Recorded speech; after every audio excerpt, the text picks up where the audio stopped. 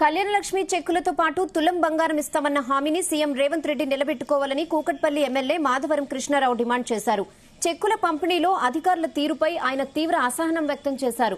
కూకట్పల్లి నియోజకవర్గానికి సంబంధించి కళ్యాణలక్ష్మి షాదీ ముబారక్ చెక్కులను తన క్యాంపు కార్యాలయంలో కాకుండా ఎంఆర్ఓ కార్యాలయంలో నిర్వహించడం వల్ల ఎమ్మెల్యే అసంతృప్తి వ్యక్తం చేశారు.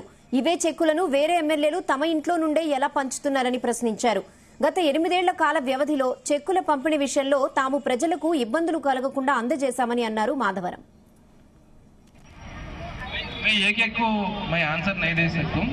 మీరు ఏమైనా క్వరీస్ ఉంటే మీరు లాస్ట్కి రండి, మా వాళ్ళు ఉంటారు, మీకు క్వరీస్ అన్ని కూడా రిజాల్వ్ చేస్తారు.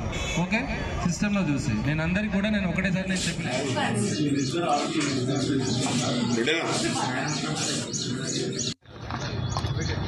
ఇలా కళ్యాణ్ లక్ష్మి షాద్ ముబారక్ చెక్కులు 252 చెక్కులు నా కాన్ఫరెన్స్లో ఏదైతే మహిళలు అప్పుడున్నటువంటి కేసీఆర్ గారు దేశంలోనే ఎవరు చేయలేనటువంటి పని కళ్యాణ్ లక్ష్మి అనేటటువంటిది ఒక బ్రహ్మాండమైన పథకాన్ని తీసుకొచ్చి ఆడపిల్ల పెళ్ళైతే 51,000 ఇవ్వాలి, సరిపోతలేదని చెప్పి 75,000 ఇవ్వాలి, ఇంకా సరిపోతలేదని చెప్పి 1,100 రూపాయలు చేసినటువంటి గొప్ప నాయకుడు కేసీఆర్ గారు ఆ రోజున.